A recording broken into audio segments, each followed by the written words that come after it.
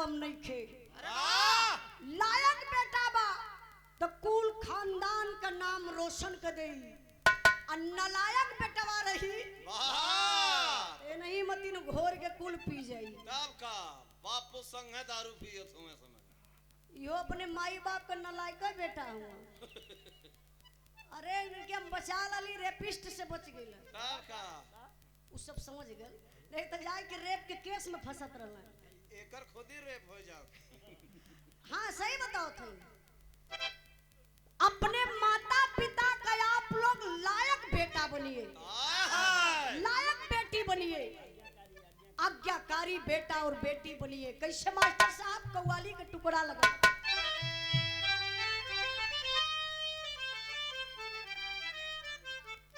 तनी आई बिरहा में कव्वाली लगल बा, तनी रंगदारी से बजा के आवा माली।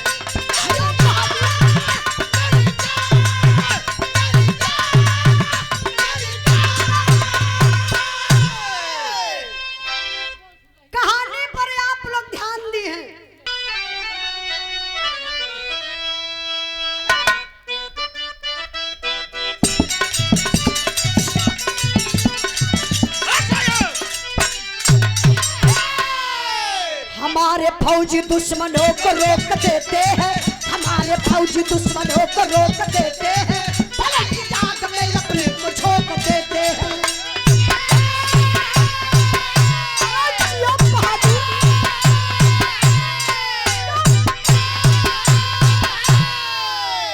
काट कर छुट्टी अपनी संजय का पलान चला, काट कर छुट्टी अपनी संजय का पलान चला, बाकी पेट कस के घर से नौजवान चला।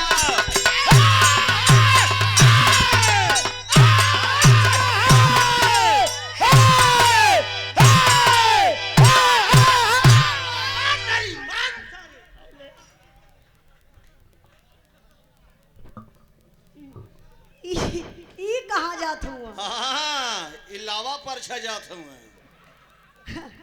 अगर अब बैठ के ओई सीमा पे छोड़ जाए तो पाकिस्तान वाले बेइज्जत कर छोड़ दी है के ताऊ तो ऐसा मनावत हो बुझा तक कि अरे गोदाम में माला ना झूठा ही हर दौरा था। आई तरी कहानी पर आप लोग ध्यान दें। जिला झांसी का रहने वाला एक व्यक्ति जिसका नाम बताया गया बाबू संपत। संपत के पत्नी का नाम पर रेखा। भगवान 3 गो औलाद दिले बटन, अभय, मृत्युंजय, संजय। 3 लड़का में बड़ा होनहार लड़का संजय बाबू फौजी जवान हुआ, जेकर बियाह एक आरती नाम के लड़की से भयल बा। समय बीतल बा, फौजी जवान के दुल्हन के गर्भ बा, 9वां महीना लगल बा ए भैया। 9वां महीना में फौजी जवान छुट्टी लेके घरे आयल हुआ। तब तक सीमा से खबर आ गई, संजय कुछ फौजियों की जरूरत है, सीमा पर चले आइए, आपकी छुट्टी निरस्त की जा रही है। यही होती है एक फौजी जवान की जिंदगी मेरे बाबू। फौजी जवान अपने दिल में सारी खुशी को छिपाता है और करता है क्या, एक लाइन तर्ज लगल।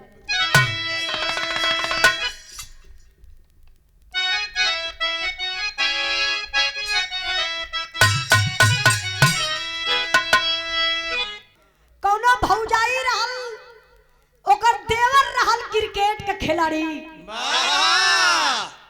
अब मरले बा फील्ड में छक्का चौका राकेश भैया। सिंघल तो कभो लेबे न करे।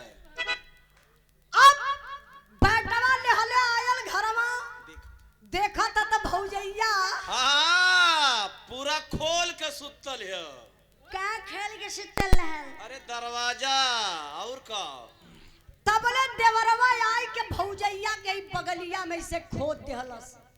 जब ऐसे खोदलस तो भौजैया उठ के बैठ गई, लगल देवरवा के डांटे तो देवरवा कहत बा, का कहलस? ए भौजी सुन भौजी, मोर भौजी, ए भौजी का करबो 3 गो तकिया, ए भौजी का करबो 3 गो तकिया, ए भौजी का करबो 3 गो तकिया। अरे लगवा देवरवा बतावा तनी बतिया, लगवा देवरवा बतावा तनी बतिया, ए भौजी का करबो 3 गो तकिया, ए भौजी का करबो 3 गो तकिया, ए भौजी का करबो 3 गो तकिया। भाव पर ध्यान दई, फौजी जवान करत का हुआ, चल दिहल फौजी फौजी आई में झूम के,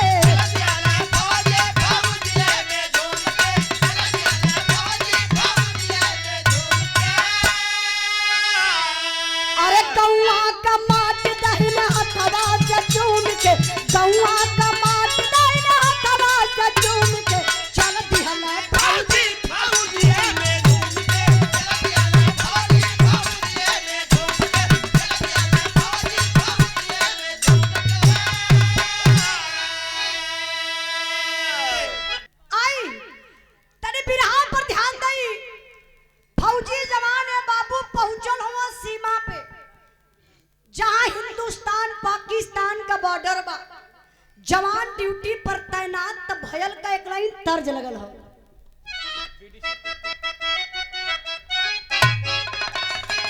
ओहो गज भर का गुजारिया गजब करहो,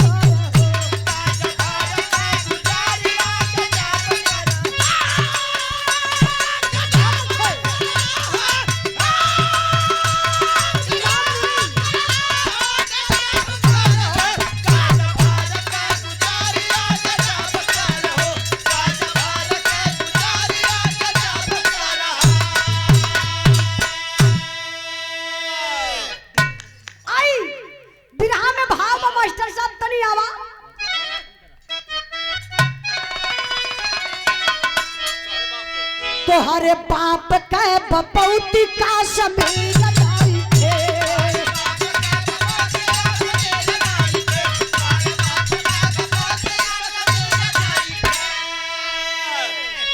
और हिंदुस्तान कौन खाए वाला खीर नहीं खे, अरे खीर नहीं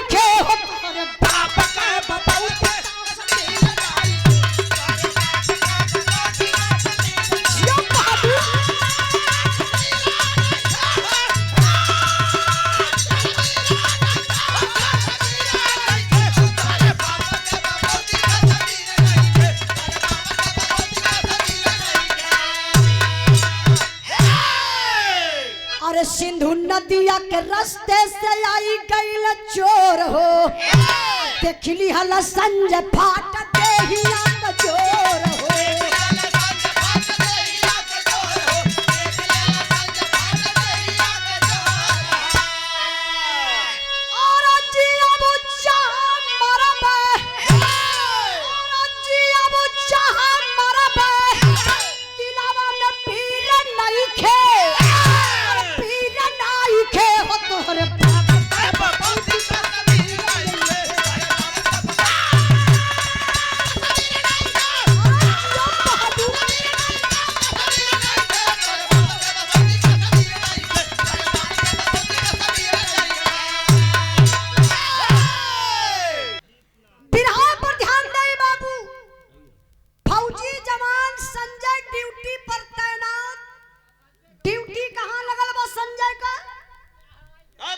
जो सिंधु नदी है, सिंधु नदी जो हिंदुस्तान पाकिस्तान का बंटवारा करती है, फौजी जवान बाबू सिंधु नदी पर तैनात, तब तक कुछ आतंकवादी पापी पाकिस्तानी हमारे हिंदुस्तान में घुसपैठ कर जाते हैं।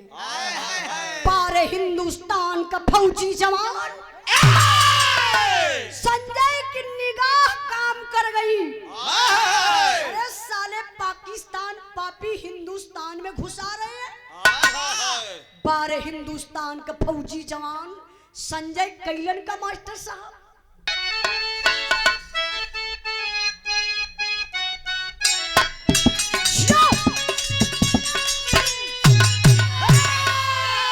मारला जल में छपका छप से नौजवान नवा हो जला नवा मारा साथों के जनवाना मारला जल में छपका छप से नौजवान नवा हो जला नवा मारा साथों के जनवाना मारला जल में छपका छप से नौजवान नवा हो जला नवा मारा साथों के जनवाना।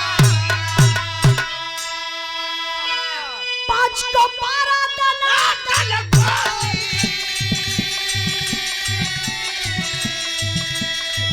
शंकर बंद भइल बा बोली,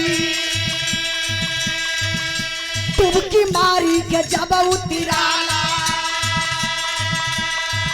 गोलियां मारा आतंकी साला, गोलियां कंधे पे लागल धूपला काला दानवा हो जवनवा मारा साथों के जनवाना गोलियां लागल काला दानवा हो जवनवा मारा साथों के जनवाना गोलियां लागल काला दानवा हो जवनवा मारा साथों के जनवाना। तने बिरहा पर ध्यान दे बाबू। फौजी जवान सीमा पर तैनात, सात आतंकवादी सिंधु नदी के रास्ते हिंदुस्तान में प्रवेश करना चाहते थे। पार हिंदुस्तान का फौजी जवान निशाना साध कर बाबू संजय गोली चलाना शुरू करता है। तर तर तर तर तर तर तर तर तर तर तर तर तर तर तर तर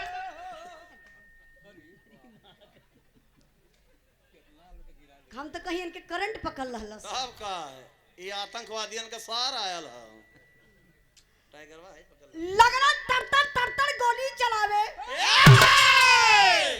5 आतंकवादियों को मौत के घाट उतार दिया संजय, लेकिन मेरे बाबू अभी 2 आतंकवादी बचे हुए हैं।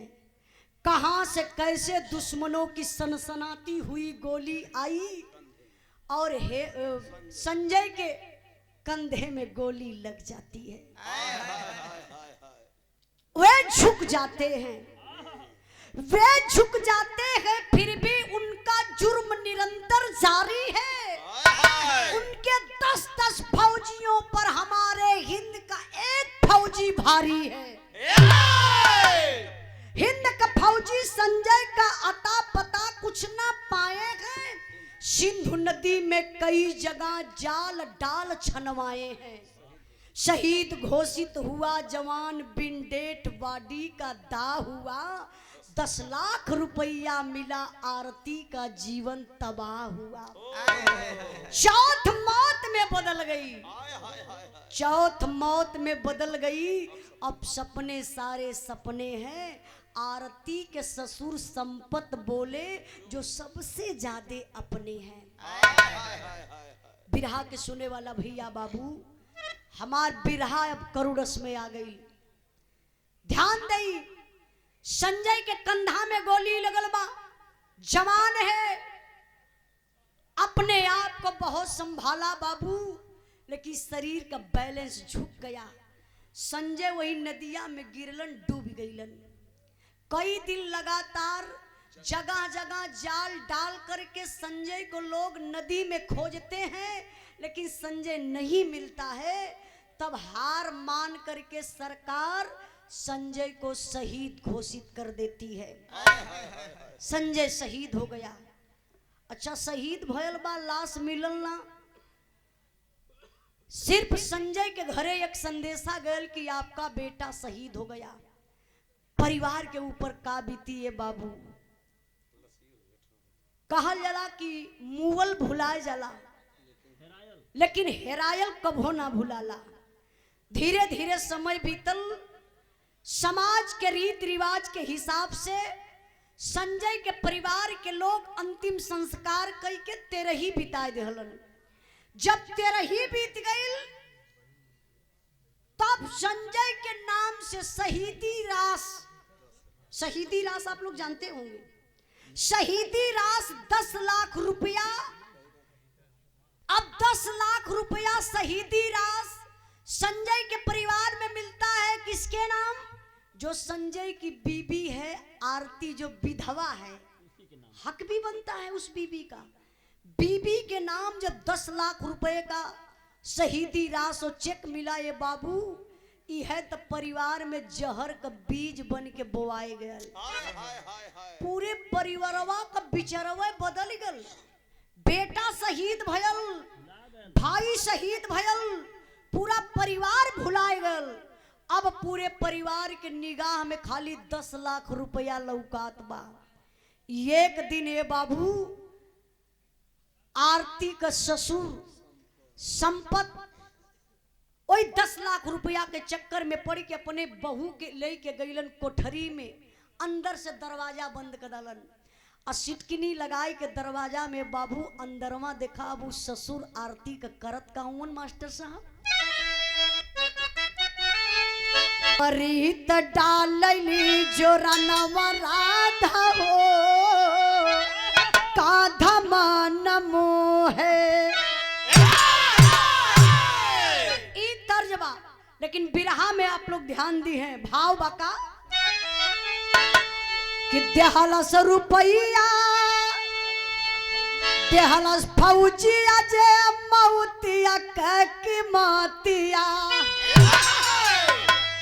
एक स्केल बढ़ जाएगा तो आसान हो जाएगा।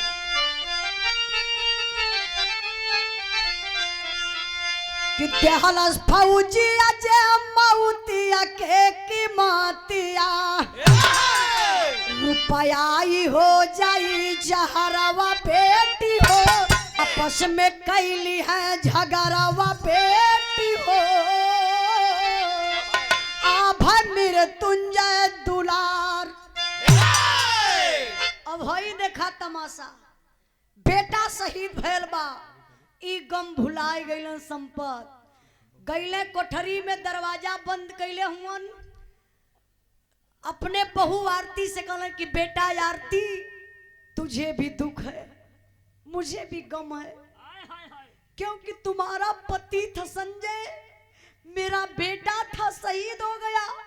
गम तो मुझे भी है, लेकिन बेटा ये जो लड़ाई झगड़ा डेली घर में चलती है ना, इस झगड़ा की जड़ तो तुम हो।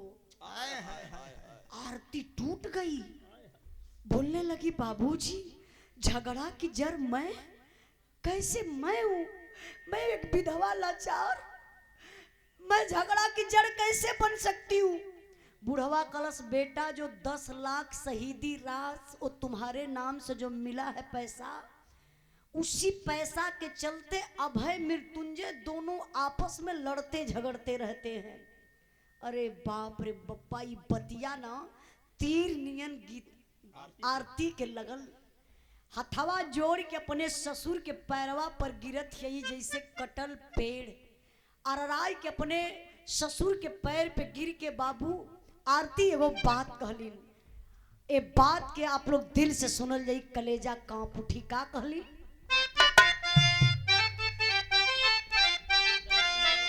अरे मोरे राम रुपया तो के लऊ के बाबूजी जियता लाश हो गईला पोता लऊ पतोहिया पतोहिया पतोहिया। कहा रुपया तो के लऊ के बाबूजी जियता लाश हो गईला बेटा और पतोहिया।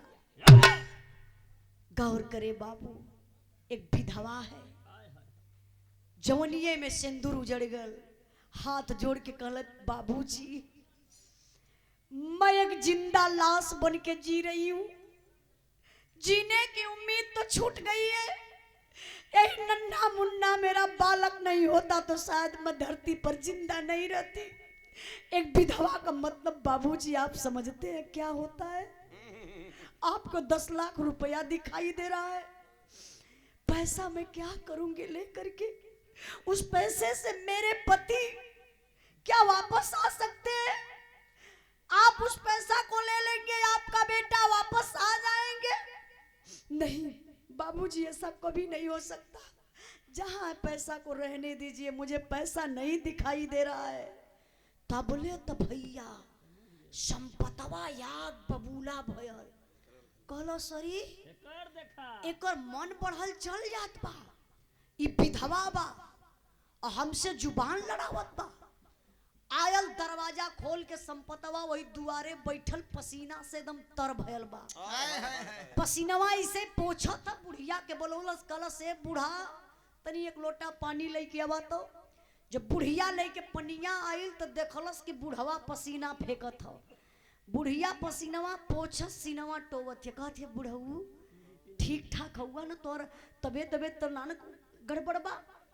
बुढ़वा कहला नहीं रे, तबीयत तो हमार ठीक बा, करे हमार दिमाग की हैंग कइले बा। बुढ़िया कलस के हो बुढ़ऊ के हमरे जियते तोहार दिमाग हैंग कर दहलस। तो बुढ़वा कलस ये आरतिया करे उ 10 लाख रुपया का पा गइल। उ जमीनी पर ओकर पैरवे ना चलत बा, उ तो आसमाने उड़े लगल। अब बुढ़िया पाई गई जगह।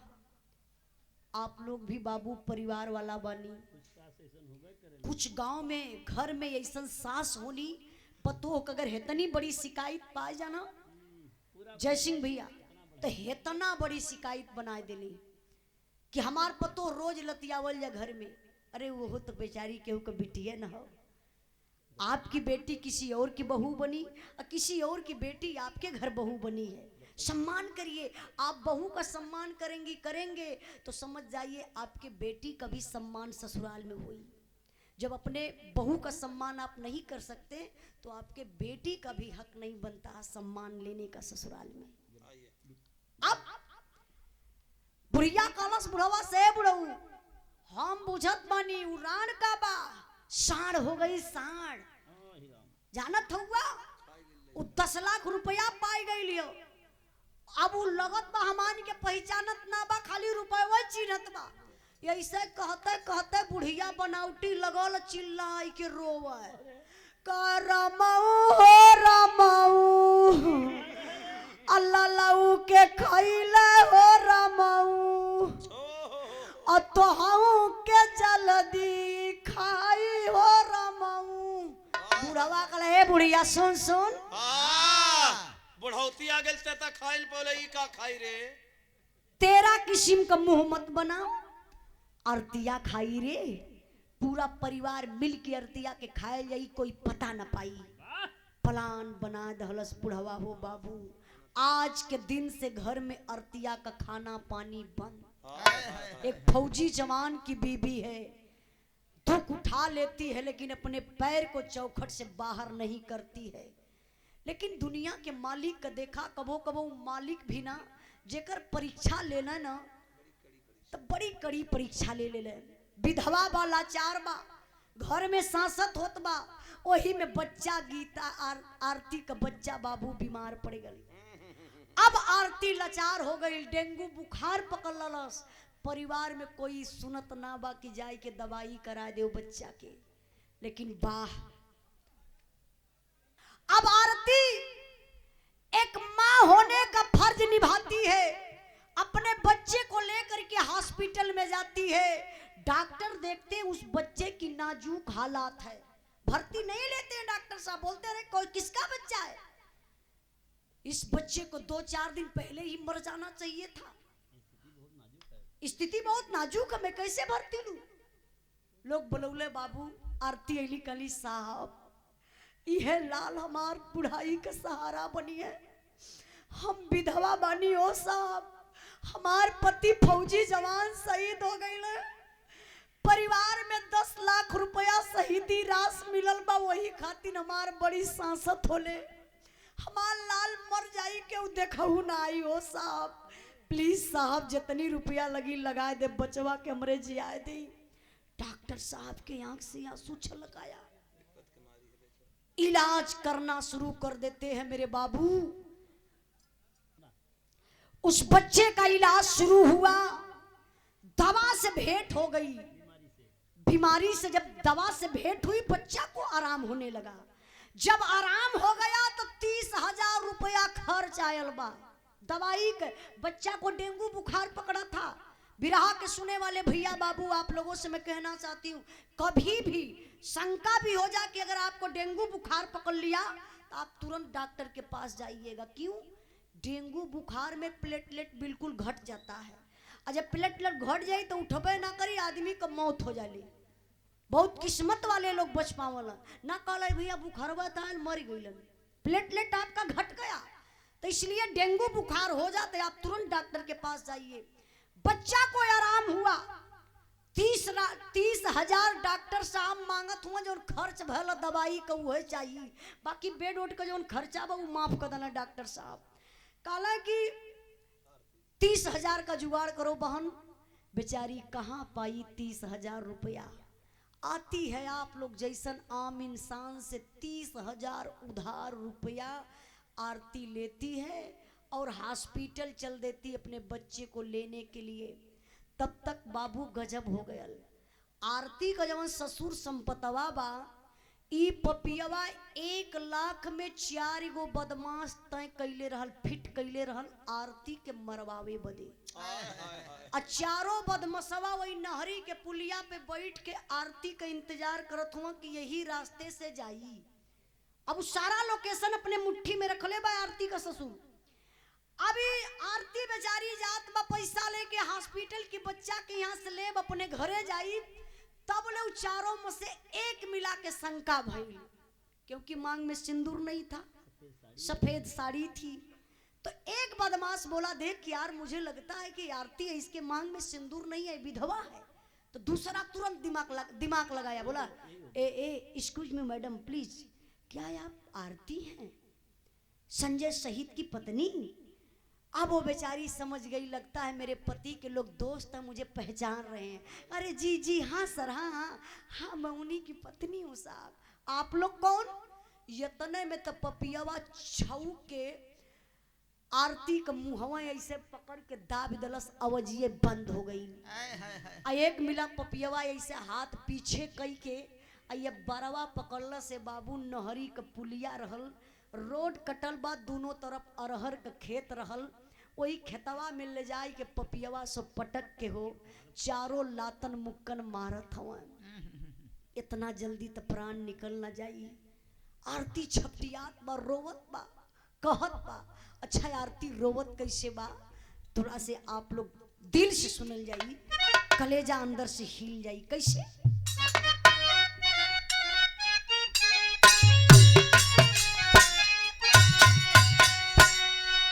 शौक सिंगरवा जे कर छिनल गोसाइया रे, छिनल गोसाइया हो पैमा का मरल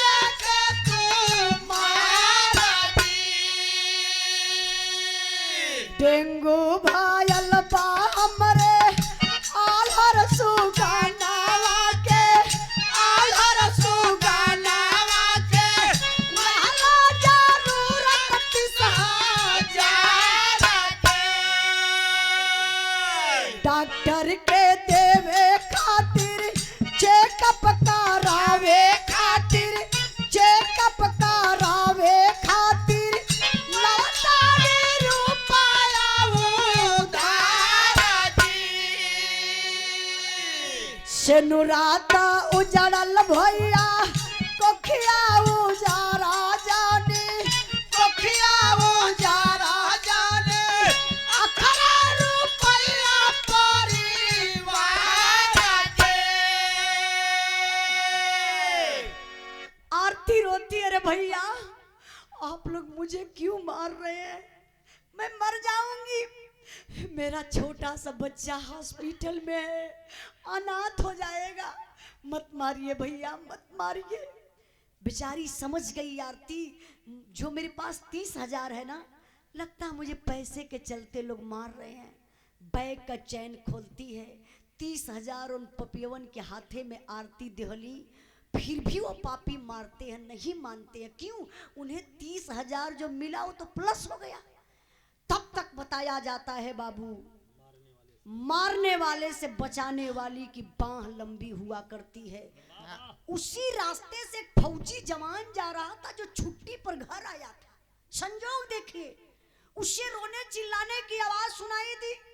फौजी जवान इधर उधर देखा, अरहर के खेत में निहुर के देखलस, एक औरत पर 4 पपियवा जुटल हुआ, कंधे पर बैग था। फौजी जवान निकाल कर फेंक दिया, दौड़ कर पहुंचा। जब आरती के पास फौजी जवान पहुंचत बा, तब नहीं चारों बदमसवा 4 दिशा में भागत हुआ। आई फौजी जवान देर ना कैलन, दौड़ के जा करके एक को पकड़ लिया। अब पकड़ के उठा के लेके आयल वही आरती के सामने खड़ा कैलस। कलस अरे साला, एक महिला की तू लोग मदद नहीं कर सकता तो मारने का अधिकार कौन दिया है? क्यों मार रहे हो? जल्दी बता दे, नहीं तो खड़े खड़े मारूंगा, जमीन में अभी दफना दूंगा। नया नया बदमाश हाथ जोड़ लस कल, हे भैया मारा मत, साफ है साफ बताई। ई आरती इनकर पति संजय शहीद।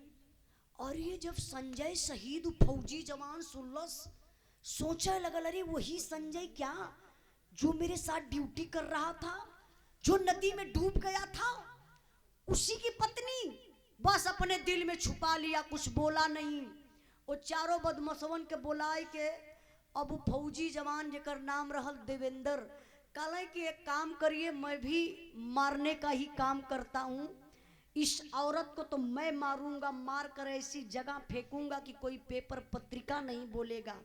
अब तुम चारों जा करके संपत्ति से 1 लाख रुपया ले लेना। अब भैया इत ले के संजय देवेंद्र आरती के ले के वहां से निकल गए। आरती के और आरती के बच्चा के हॉस्पिटल से ले के निकल गए। धीरे धीरे 3-4 दिन बीतल। अभी चारों बदमसवा रोज न्यूज देखत हुआ, पेपर पढ़त हुआ, कुछ कहीं ना पता चलल। तो चारों पहुंचल संपत के दुआरे। जाई कोई लमोए से कहा तो एक कक्का कहना कि अमान आरतिया का गला दबाई के मार के फेंक डाली। तो बुढ़वा संपतवा का कहा था, इशारा कैलस कि पीछे से आवा। पीछे से चारों बदमाश घर में गईला। जब संपतवा बुढ़िया से जाए के कहले, ए बूढ़ा कि अरतिया मर गई। बुढ़िया कहला का गूंगा कैले हुआ? कहाँ अरतिया खत्म। बुढ़िया कहला जय हो भगवान, दिन त लौटल रानी कैसो खत्म भैली। कहा कि 1 लाख रुपया लियाई के जल्दी से दाई लोगन के भगावा, नहीं तो भेदवा खुल जाई। बुढ़िया गईल बाबू बक्सा खोलस, 1 लाख रुपया लियाई कोई चरहू बदमाशन के दहलस। बिरहा के सुनने वाले भैया बाबू जरा ये सोचिए, कहीं अगर यह घटनावा बुढ़िया के बिटिया के साथे भइल होत, तो 1 घंटा में 8 दिन बेहोश होत, आज ले वो हॉस्पिटल में रहत। सही बताओ थी, बिटिया अपन सबके प्यारी बा। अब 1 लाख रुपया लेके बदमाश सब 9-2-11 हो गईलन। बुढ़िया बुढ़वा अपने घरे, बदमाश अपने घरे। अब आरती के लेके देवेंद्र फौजी अपने घरे, लेकिन बिरहा पर तनी सा आप लोग ध्यान दे, दिमकवा लेके चला वहां जहां फौजी जवान के गोलियां लगल बा, जहां नदिया में डूबल हुआ, वहां का होत बा मास्टर साहब अल्लाह का लाइन।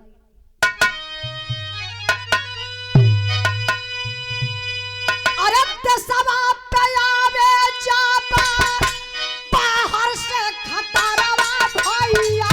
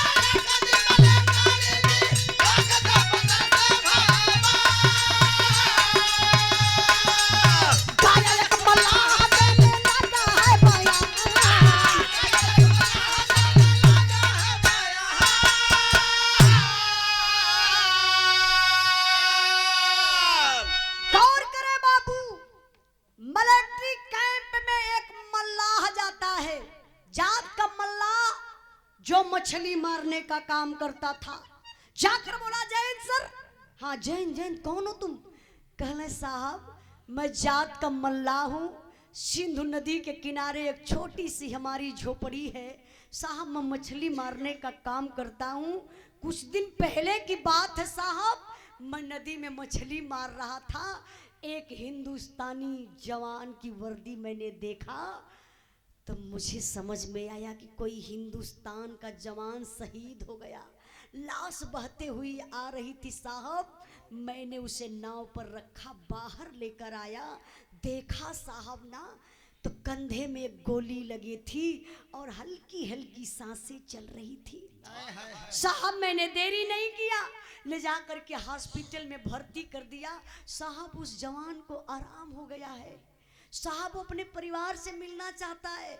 मेरे पास इतना पैसा नहीं है कि मैं उसके परिवार से मिलवा सकूं साहब, प्लीज आप चलिए जरा से मदद करिए। जब फौजी जवान जाकर के हॉस्पिटल में देखते हैं तो अवाक हो जाते हैं, अरे भाई संजय तू तो शहीद हो गया था, तू जीवित कैसे मिला?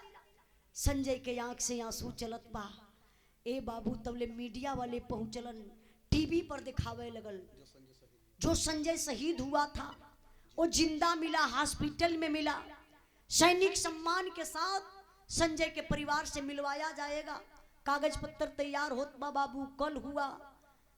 टीवी पूरा हिंदुस्तान देखत रहल, अब वह टीविया संपतवा सरवा देखत रहल। अरे जब संपतवा देखलस तो बुढ़िया के ललकारत है, बूढ़ा आवाज, हाँ आवाज चश्मा लड़की आवाज। बुढ़िया आई चश्मा लगाई के देखलस, कल है टीविया पर देखा। बुढ़िया कलस कहो बुढ़ऊ तो हमारे संजैया मतिन कौनो लौकत बा। बुढ़वा कल चिन्हत ना उ संजैया, संजैया कहले उ केहू का कुछ बिगड़ले ना रली, देखा कुल घर में खुशिये अवत बा। देखा बुढ़वा का कहा तो पहली खुशी की अर्तिया मर गई, दूसरी खुशी 10 लाख शहीदी रास जवन रालू हमारे नाये ट्रांसफर हो गई हुई, और तीसर की खुशी देख बेटवा जिंदा मिलल कल आई। चौथी खुशी यदा पारी बियाह करब संजैया का ना, उ दहेज लेब की टोला परोसा देखी। अब वही ने पपियवा के धने का कमी बा, लगा था कि मर जाई तो लई के टिकठिया पे लाश ना, एकरे टिकठिया पे रुपये जाई। अब सोचे कल हुआ बाबू, सैनिक सम्मान के साथ संजय घरे अलन, ऐसे मंच लगल बा, संजय बैठल हुआ तब ले मीडिया वाले पहुंच गए। आप लोग जैसन पूरी जनता जुट गई, ये लिए कि अरे भैया आज तक तैसन भईबे न कल कि जे शहीद भल लालू जिंदा मिलल, एक बार संजय के देखल जाई। मीडिया वाले सवाल पे सवाल करते हैं, संजय अपने अंदर की फीलिंग बताइए, आप शहीद हो गए थे, आपको आपकी माता मिली, पिता मिले, गांव पूरा समाज मिला, नई जिंदगी मिली, आपको क्या कैसा महसूस हो रहा है? तो संजय का बता, मैं खाली संजय हर बार ऐसे ताकें, अच्छा संजय का नजर का खोजत है पता है?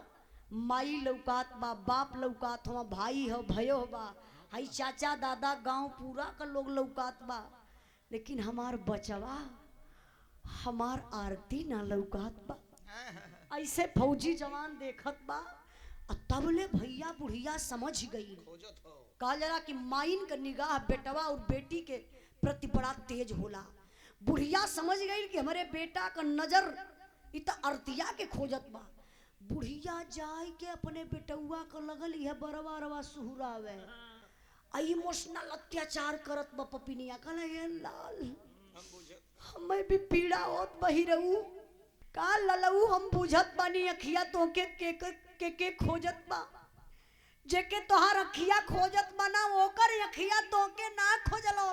हीरा हो तोरे शहीद भइले के बाद 10 लाख रुपया मिलल, औहे रुपया ले हलस और तेरे हिये के बाद उ कहाँ कौने मर्दे के साथे चल गई, आज तक अरतिया का पता ना चलल। अब संजय के का पता कि हमार माई हाँ मंथरा का रोल अदा करत है। तबले त बाबू गजब हो गया। ऐसे जनता जुटल बा, वही जनता में से एक ऐसन आवाज आई जो करजवई के चीर लहलस। पूरी पब्लिक में खलबली मच गई। वो आवाज के कर रहल कैसन रहल, बिरहा का आखिरी लाइन।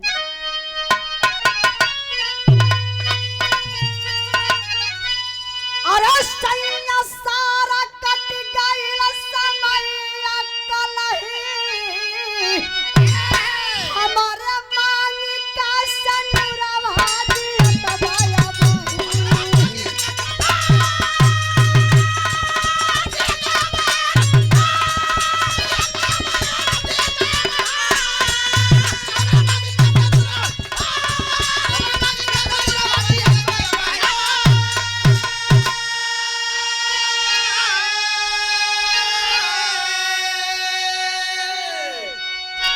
आखिरी बात सुनने के बाद ही आप लोग उठा बैठी करी है।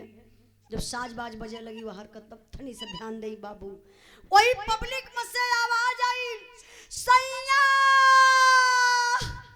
सैया सैया। पूरी पब्लिक मुड़ के देखने लग रही कौन औरत है सैया सैया कर रही है। अच्छा सैया सारा कट गई समैया कलही, हमरे मांगी के सनुरवा जियत बया बही। उम्मीद छोड़ दले रहल के उहे आरती। आरती दौड़ के गईली अपने पति संजय के पैर पर गिरली, तबले बाबू संजय खींच के तमाचा मरलस। कहला तेरी जैसी बीबी के मेरे जिंदगी में कोई आवश्यकता नहीं है। मैं शहीद हो गया था, मैं देश का रक्षा कर सकता हूँ। शहीद होने के बाद तू मेरे माता पिता को नहीं देख पाई, मेरा परिवार नहीं संभाल पाई, और 10 लाख रुपया लेकर के किसी पराये पुरुष के साथ में चली गई। फिर तमाचा खिंचलस बाबू। तबले वही बीच में से आवाज आई, संजय तुझे झंडे तिरंगे की कसम, तेरे वर्दी की कसम, अगर आरती को एक तमाचा छुया तो मुझे पहचान रहा है मैं कौन हूं। तबले तो भैया संजय उठ के खड़ा दौड़ के वही भीड़ में पहुंचलन, जाई के गले मिले लगलन। अच्छा वो रहल के उहे देवेंद्र फौजी जौन आरती के बचौले रहलन। देवेंद्र कहला भाई आरती को तू गलत समझ रहा है, आरती मेरे धर्म की बहन है। मैं ले गया था, अपने घर में ले गया था, बहन बनाकर रखा था। सारी जानकारी चाहिए तो अपने पिता संपत को बुलाइए। अब भैया संपतवा खोजाए लगल। तो गायब है। संपत का पता है ना, अरे डिब्बा में पानी लेके चलाकी निकल संपतवा निकल रहरी में, रहरी का पेड़ पकड़ के झुम्मो था। हाँ 275 वाली मार के। हाँ हाँ ये खरीद के दहले रहना। तब ले 4-6 लड़का गईलन। अब खोजत खोजत वही रहरी के खेते में संपत के देखना कहना का हो कक्का। चला घरा चेक बटा था लेला। यहाँ का करत हुआ।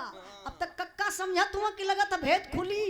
चारों लड़का टंगला पकड़ के लेके आइले वही संजय के सामने खड़ा कर दला। अब देवेंद्र फौजी कहले आपके पिताजी हैं, पूछिए क्या किए थे? आरती को मरवाने के लिए, आरती के बच्चा को मरवाने के लिए किसको 1 लाख रुपया दिए थे। अब इनका टंगरी हिलत है। तब ले बुढ़िया का कैलस दिमाग लगौलस, अब लाल लाल कही के धड़ाम से गिरल, और धड़ाम से जब गिरल तो अपन बेहोश होकर का नखरा लगा लल कहीं ऐसा न हो कि हमहू ये मेरे ला जाई। बेना लोग डुलावत हुआ बुढ़िया का हाथ उभर गल। फौजी जवान जब संजय सारी बात सुनलन कि 10 लाख रुपया के चक्कर में आए कि हमारे बीबी और बच्चा के हमार परिवार खत्म करत रहल है, मतलब हमसे ना मोहब्बत, हमारे खून से ना मोहब्बत, हमारे बीबी से ना मोहब्बत, पैसा से मोहब्बत परिवार के। हथवा ऐसे जोड़लन पूरी पब्लिक के सामने, कहना पूरी पब्लिक के सामने कसम खात बानी अब जात बानी अपने बीबी बच्चा के लेके, माई बाबू सब कुछ लेला, जब तक जीएफ सर्विस से आधा पैसा भी भिजवावत जाइए।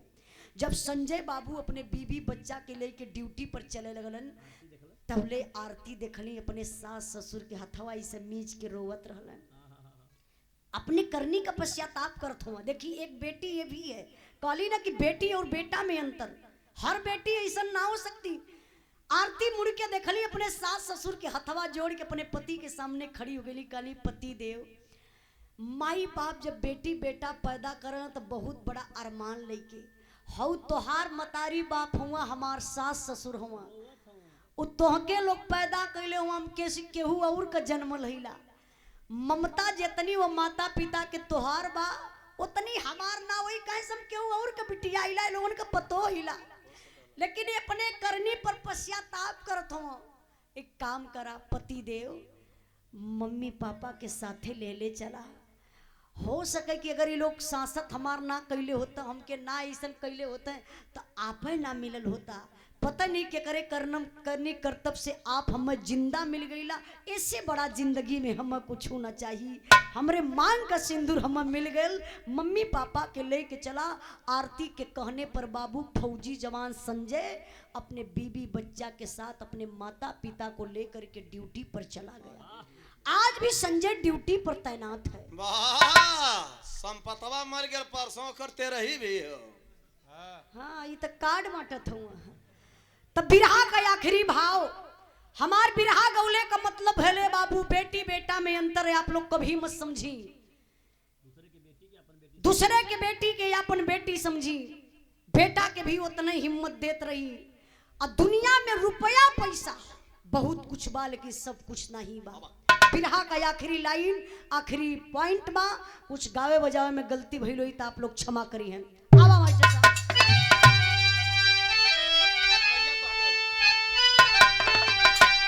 गुरु बिहारी गुरु गणेश गुरु राम लाल गुणकारी, स्वर्ग गए चंद्रिका कवि, मुन्ना जी बने पुजारी।